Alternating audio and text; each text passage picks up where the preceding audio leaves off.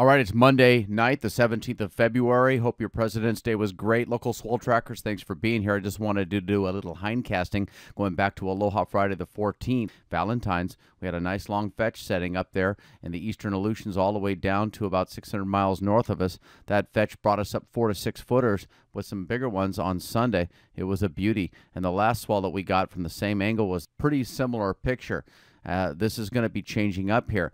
This high pressure over here has moved eastward. Let me click in the animations. You can see that it kind of gets dissipated by the next swell producer. This long fetch within the jet has some shortwave troughs or low pressures within it, and that's going to bump us up on Tuesday. We're seeing it on the buoys now. It should be about 6 feet in 13, 14 seconds. Bring us in solid 6 footers, maybe 7 if we're lucky. It's sideband swell. As you can see, most of it's passing out of our swell window and heading all the way over to California or the West Coast. And this is the culprit for the next swell, and it'll again be at least 6 feet from the north-northwest. Sideband swell. Clicking in the animation, then we see the first nice west-northwest swell producer right over here off Japan with some storm force gales right here, and the thing occludes and broadens, stays put for a long time, and so we'll have a long-lasting west-northwest that forerunners will fill in Thursday. It'll be holding 6 to 8 plus on Friday and even into Saturday, and from the west-northwest, which we have not seen in a while. So bringing us currently to Monday the 17th. Here she is spinning well on the chart. Winds confirmed. Seas will be peaking about 30 feet. She'll stay fairly far out but stays put. Clicking in the animation, I'll show you what I mean.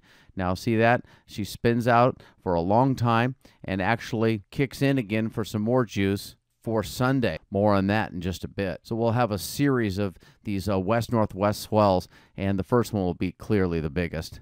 As you can tell, we dissipate into nothingness, and this will be the most significant swell producer right here. Now, these are surface winds. Let's take a look at the seas they produce from Storm Surf. Here she is. Some really big seas out there, and it's a very broad swell. It'll be centered at about 300 degrees. She lasts quite a while, noses to about the dayline as she weakens. And then we get some more storm reinforcing there with a 1-2 punch, keeping us fun with west-northwest all the way through next Wednesday, a week out. And then we go quiet again. Let's take a look at the jet stream, and you can see that it has reestablished itself. It was all broken up with most of the storm activity to our north and north-northwest. We have a regime change here. Watch the jet stream as she comes off of Japan all the way out to the dateline and then past it over the next 7 days. The problem is we're only going to get one big one out of this, but plenty of fun, medium size. They're just below advisory levels. But there she is. She's beautiful, and the season is not done. Let's go down under and see what we got in store. Nothing really for about 7 days, and then we get to one exception. You'll see right here, a little bit of a Taz sea swell for Fiji. We're not going to see any from that, but this is the guy right here that starts to form right there. Very, very far south of New Zealand, and it begins a zonal or west-east track. Not optimal. We like it to head up our way. Models are hinting at about 2 feet 15 seconds out of this south swell around the 1st or 2nd of March. Let me click in the animations one more time, because you probably were going, well, wait a minute, I thought I saw one that popped up to our south right there. Yeah, but the problem is that one's tracking east as well out of our swell window, so we're not likely to see any of that, but of course Chile will see plenty. All right, let's take a look at the surface charts. There's that low pressure about 450 miles to the northwest of us, and that's pulling in the south winds. They've been swirling and pretty gusty. We've had a ton of weather. In fact, the lower level clouds are obfuscated or blocked by the upper level clouds that are super thick. Basically, that set up a north to south oriented upper trough. And yeah, west of Kauai, and it's been heading east-northeast at about 20 miles per hour. It's a large area of broken to overcast, multi-layered clouds with embedded showers and isolated thunderstorms, all because of this guy right here. It'll be hanging around for 1 or 2 more days before lifting out of here, and weather should be improving. Most of the higher southerly winds have been over Kauai and the next in line, Oahu, and then lighter for Maui and the Big Island. Small craft advisories have been posted for Kauai, but it was canceled. So light to moderate northeasterly trade winds may return, I'd say, maybe Wednesday, Thursday.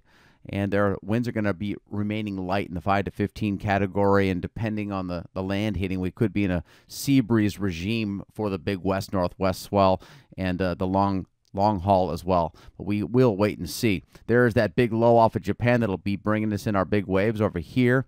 High pressure moving east as well, along with the low dissipating. That high pressure will aid in getting those trade winds back, as well as when the low lifts out. Take a look at the cloud cover, though, over the whole state of Hawaii, and even the upper regions are showing the disturbances. Down here is the intertropical convergence zone where there's a lot of thunderstorm activity, and then that counterclockwise spinning low pressure pulling up the winds from the south. Here's a better view of it right here. You can see that it will hopefully be clearing. It'll clear first for Kauai and then us, and then move down the island chain.